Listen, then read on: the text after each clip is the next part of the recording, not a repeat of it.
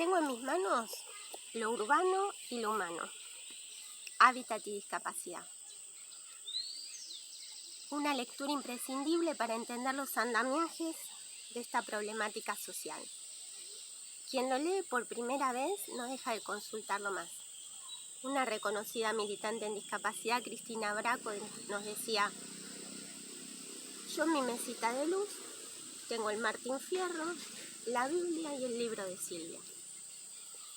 Porque más que un libro en papel o en audio, son ideas.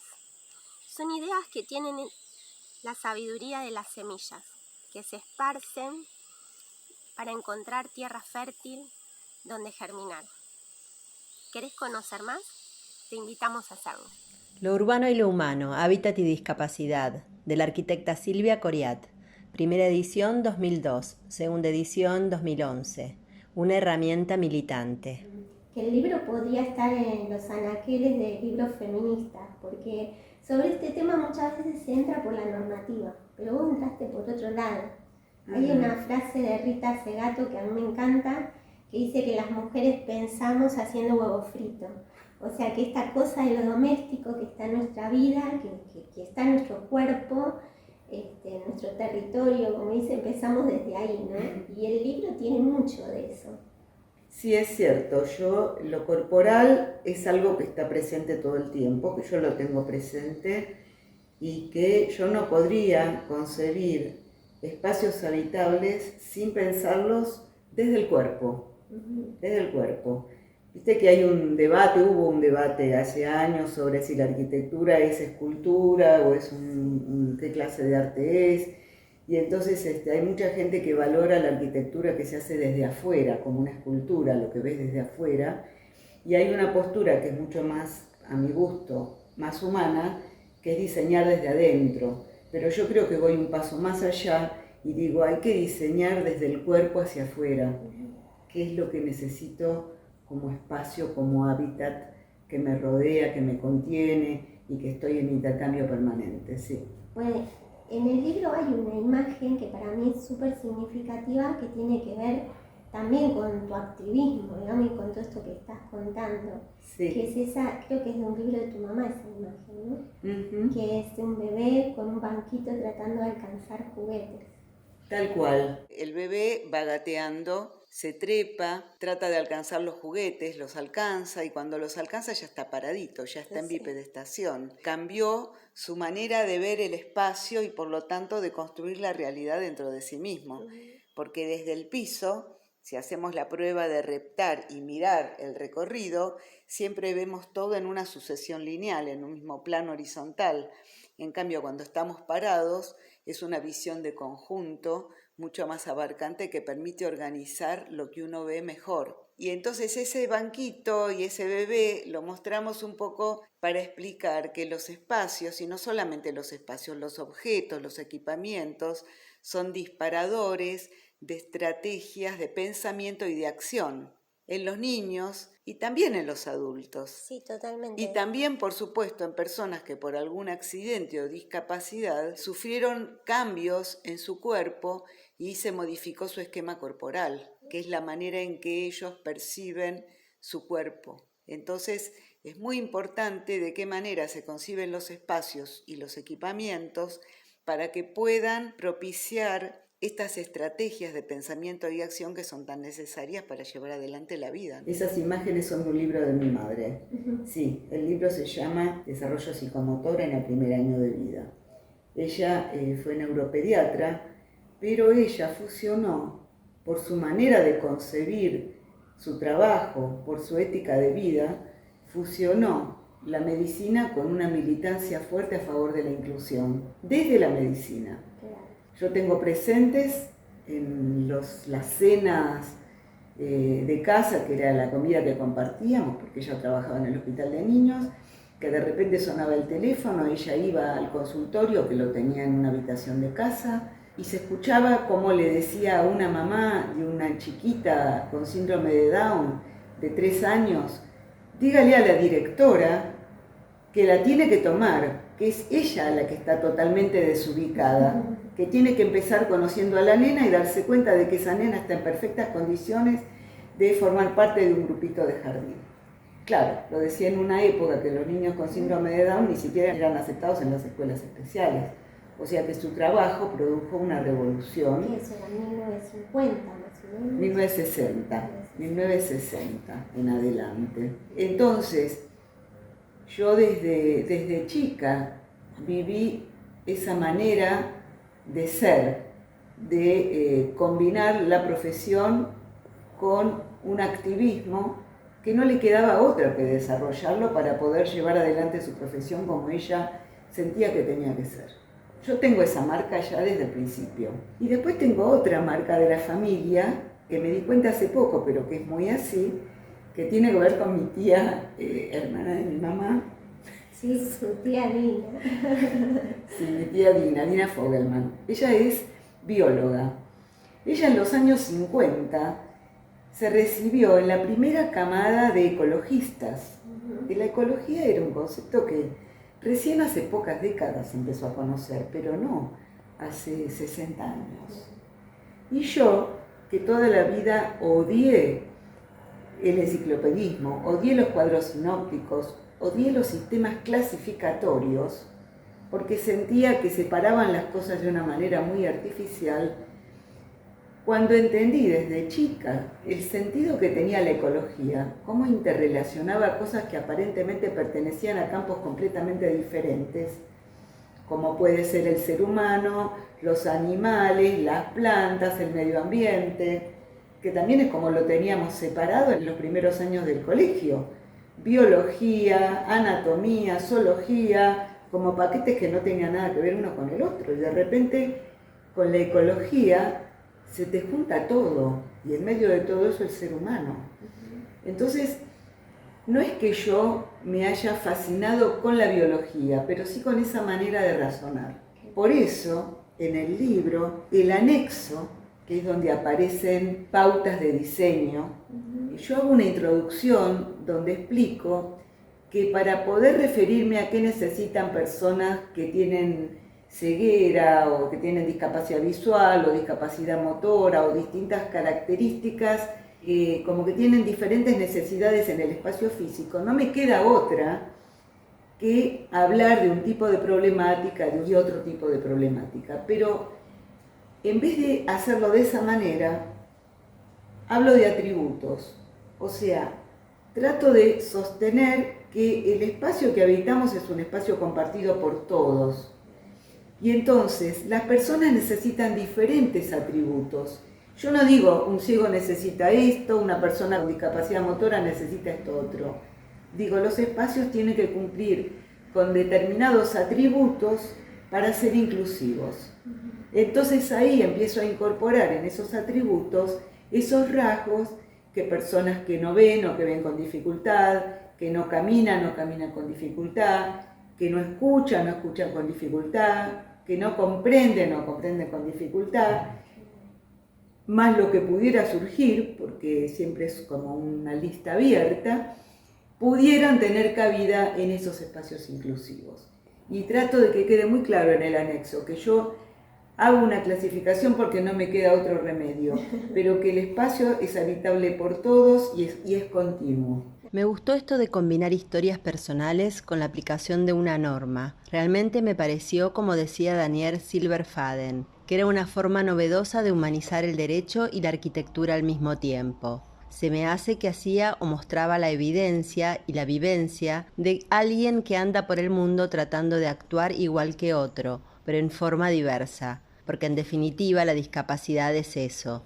Doctora Isabel Ferreira, abogada, militante social, jefa del área discapacidad de la Defensoría del Pueblo Cava, cofundadora de REDI.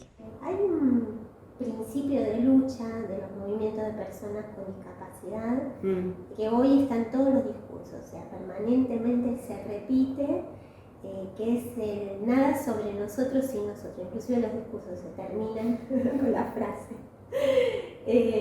Reafirmando eso. Y vos lo atravesaste en todo el libro, o sea, todo el libro permanentemente hace notar ese principio. Fue intencional, imagino. Sí, por supuesto. Totalmente. Y previo a que yo conociera la frase, como eslogan o como frase, era un saber íntimo que tenía que ser así. Yo no hubiera podido escribir jamás este libro sin haber estado en contacto muy directo, muy fluido con personas con discapacidad y diferentes discapacidades. Por supuesto que la persona más cercana, usuaria de silla de ruedas, es Eduardo, pero es una característica, hay muchas otras, y además estar en contacto quiere decir participar en actividades comunes. Muy poco después que Fundación Rumbos, la organización de la cual Eduardo es el presidente, empezó a trabajar, focalizar el tema de accesibilidad, nos dimos cuenta, en realidad en una lucha justamente, una lucha que tenía que ver con las dimensiones de las puertas de los ascensores en la ciudad de Buenos Aires. En esa lucha, en la que convocamos a otras organizaciones para que se sumaran, para hacer fuerza, para lograr que las puertas de los ascensores mantuvieran un ancho por el que se pudiera pasar con la silla de ruedas, ahí nos dimos cuenta de que era muy necesaria la existencia de una organización con presencia de personas con discapacidad. Y entonces ahí surgió la Red por los Derechos de las Personas con Discapacidad. En esa red es que se empezaron a sumar personas con distintas problemáticas, personas con discapacidad visual, sordos, personas que caminaban con dificultad, usuarios de silla de ruedas, personas que tenían el problema de manera congénita, personas de manera adquirida. Era un crisol de personas. Fue una experiencia muy rica el surgimiento de la red y con mucha fuerza. Todo eso nutrió mi saber para escribir el libro. Y eso yo lo tuve que reflejar, y lo reflejo con estos testimonios de los cuales hablábamos primero, que se introducen en cada capítulo. Cada capítulo del libro está precedido por un testimonio, realmente, o en primera persona o narrado por mí, pero aludiendo directamente a una persona con una discapacidad, o una persona en una situación de discapacidad. Y acá me acuerdo de lo que vos decías al principio de este encuentro, ¿no? Que me llamó la atención, esto de la importancia que le doy a la corporeidad, que está presente. Y sí, está muy presente, y cuando organizamos jornadas, por ejemplo, jornadas en distintas localidades del país, en las que son convocadas tanto organizaciones de personas con discapacidad como funcionarios de gobierno como profesionales del diseño, de manera de que puedan amalgamarse, puedan armar equipos, pueda lo que nosotros llamábamos, cuando se llevó adelante el Programa Nacional Ciudades Accesibles, grupos de gestión en accesibilidad. En todas esas actividades, en todas esas jornadas, siempre intentamos que hubiera personas con discapacidad, por supuesto, usuarios de sillas de ruedas, pero además contar con sillas de ruedas. ¿Para qué? Para llevar adelante una práctica que la pusimos en marcha desde el principio, desde las primeras actividades docentes y de activismo, que es ponerse en el lugar del otro.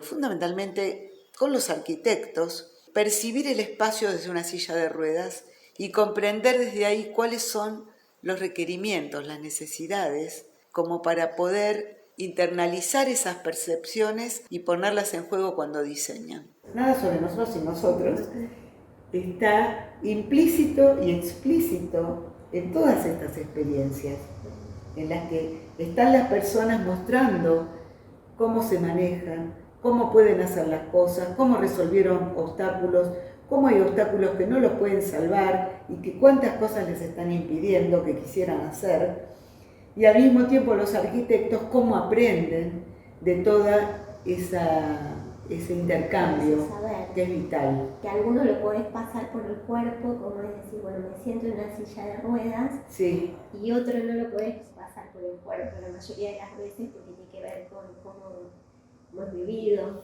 Entonces también saber preguntar, tener esa empatía de hacer con otro, una composición, un proyecto. Claro, por supuesto. Claro, hay que saber preguntar, y ahí se introduce Rodolfo Livingston, el arquitecto, que siempre pone en evidencia que jamás vio un cliente vivo en la facultad. Y la importancia de saber preguntar, tal cual, que no alcanza con decir qué necesitas, porque a veces uno sabe lo que necesita, pero con eso no alcanza. Porque a veces cuando uno tuvo un accidente, por ejemplo, y hay cosas que ya no las puede hacer, cree que ya no las va a poder hacer para siempre, porque no sabe los recursos que puede tener un arquitecto, los recursos de diseño que puede haber. Y encima está la idea de que el lugar que uno habita es así, que es muy difícil de cambiar, es así, está naturalizado. Y entonces, bueno, tuve un accidente, quedé así, mi casa es así, esto no lo puedo hacer, hago un duelo con esa actividad, chao. Y de repente viene un arquitecto y me dice, ¿no querés hacer una reforma? Y esa reforma de repente te abre puertas, pero al mismo tiempo te retrotrae a momentos en los que sí podías.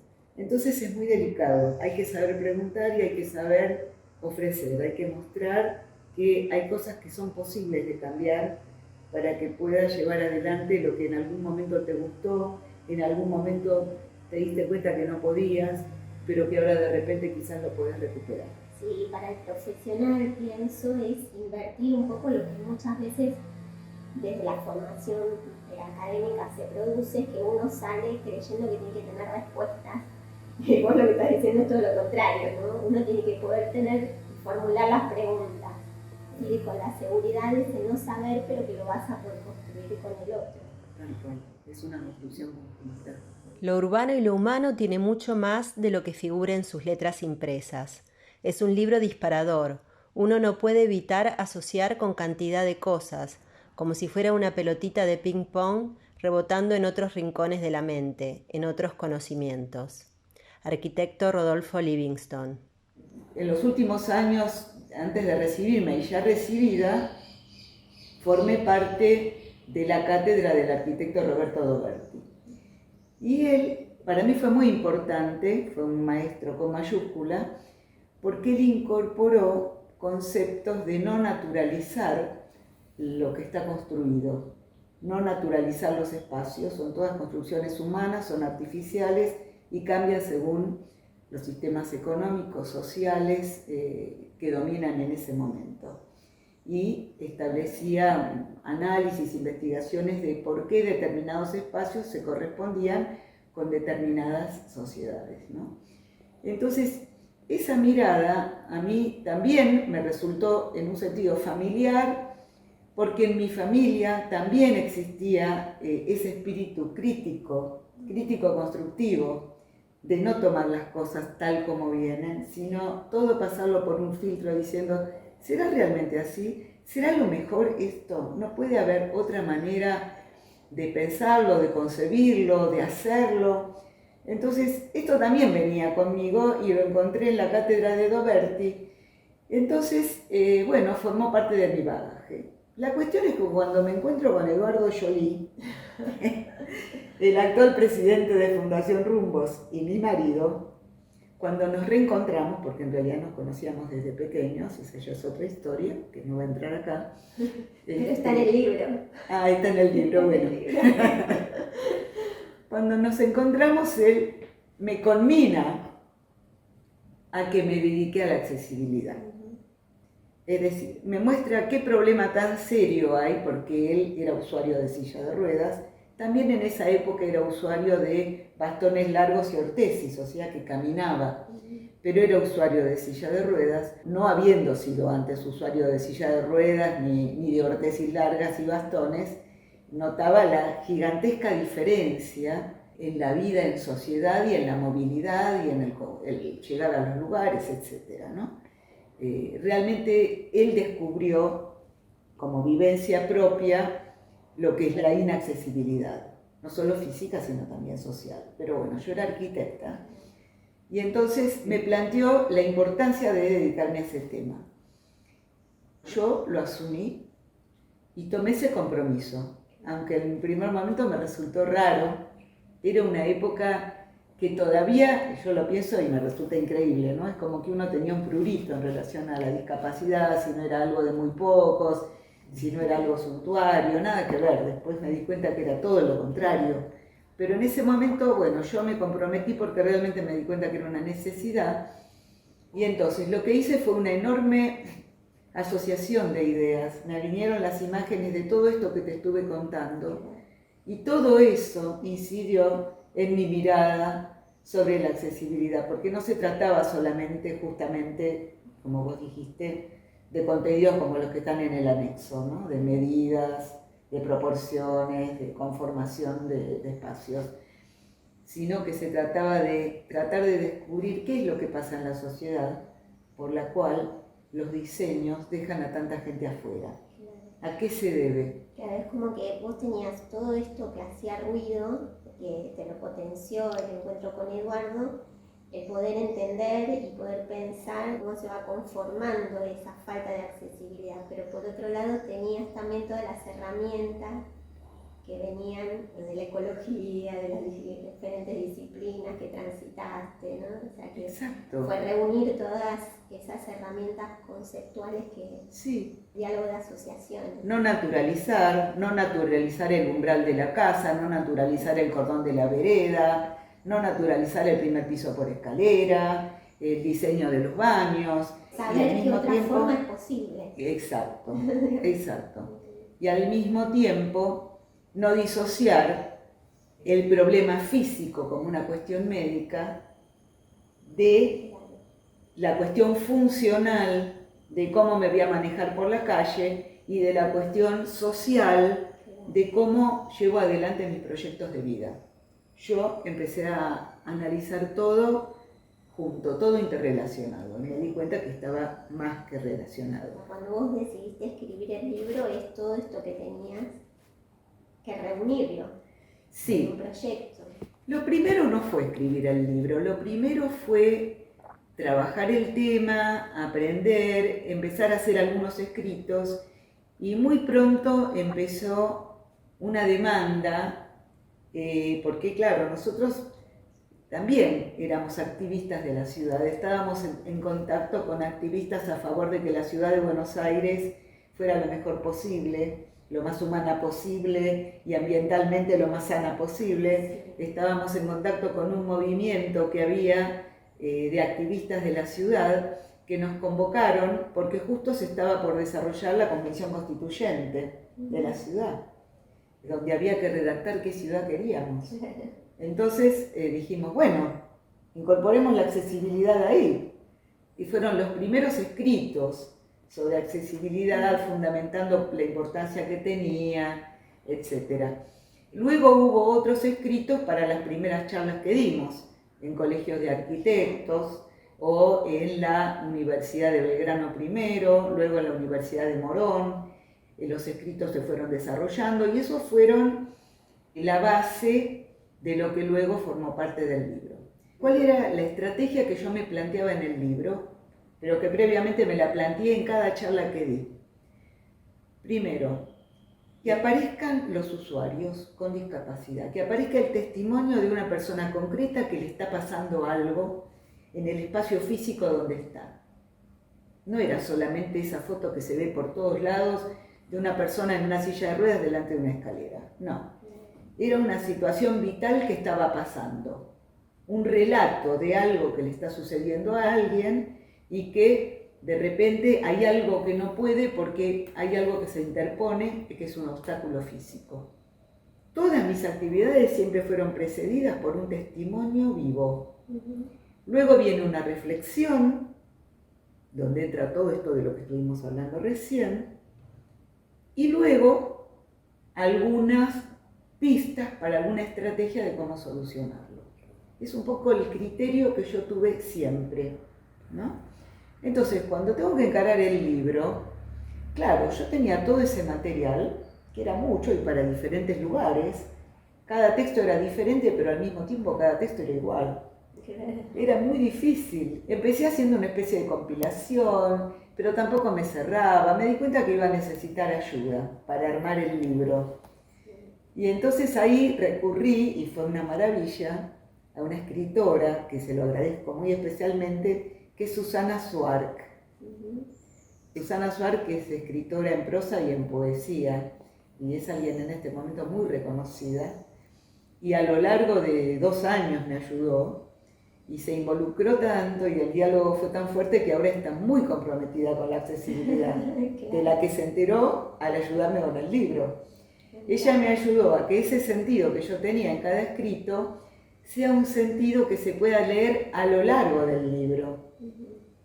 Es medio extraño, ahí yo siempre digo, este libro es como Rayuela, el libro Rayuela de Cortázar, que vos lo abrís en cualquier página, lees cualquier capítulo, es una unidad en sí con sentido, pero a su vez vos lo lees entero y tiene su sentido también. En la tapa del libro cuidamos que fuera, primero que diera una imagen de alegría, de optimismo, de vitalidad, los colores que le dio. Hizo un collage de situaciones de altísima diversidad, donde aparece la usuaria de silla de ruedas, aparece 2 personas hablando en lengua de señas, una persona ciega con su bastón, una mamá con su bebé, o sea que también aparecen personas que necesitan también de la accesibilidad, pero no necesariamente tienen discapacidad. Claro. Aparece un ciclista y aparece simplemente una persona caminando, un ejecutivo muy compenetrado con su celular.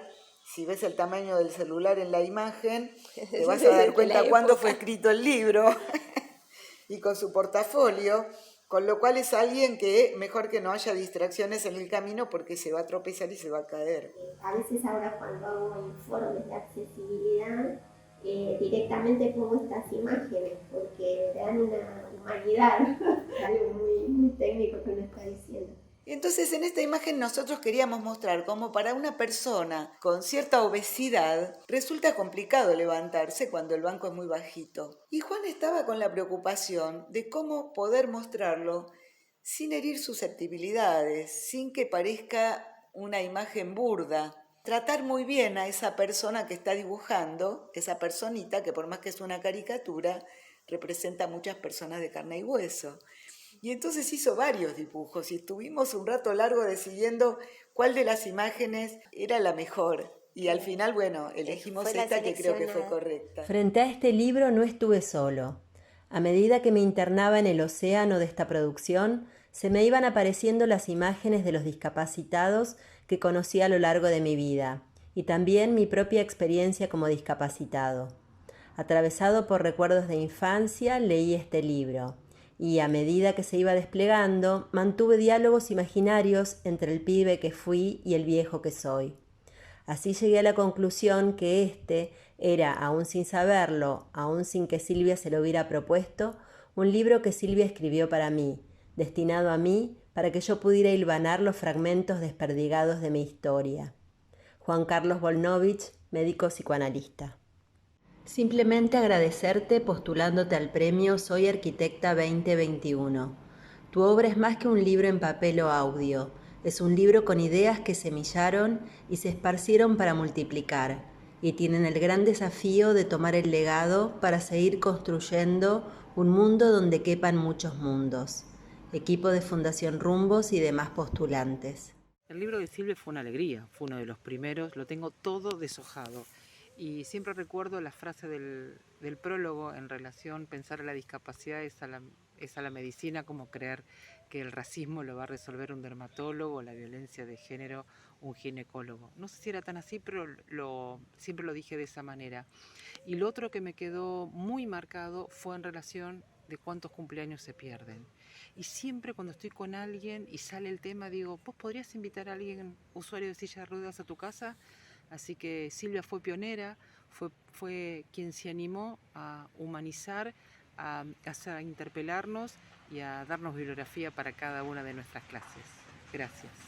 Fue Silvia, junto a las autoridades del IPRODI, al Colegio de Arquitectos de la provincia de Entre Ríos, con quien impulsó y creó el Plan Provincial de la Inclusión de la Accesibilidad en el año 2010.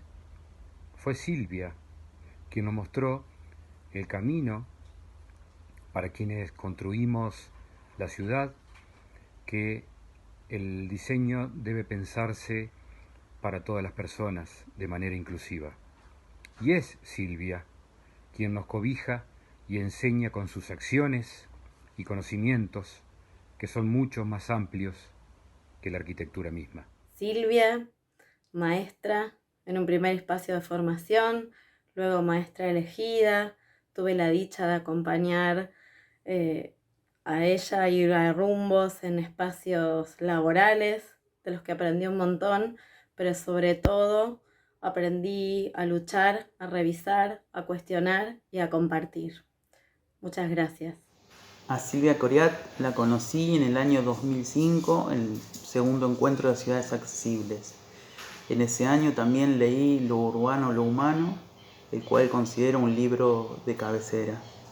Para mí Silvia es la gran referencia en materia de accesibilidad en nuestro país y la verdad que nos ha enseñado a muchos a poder pensar a la persona por sobre su condición de discapacidad, mucho antes que esto estuviese plasmado en la Convención Internacional de Derechos.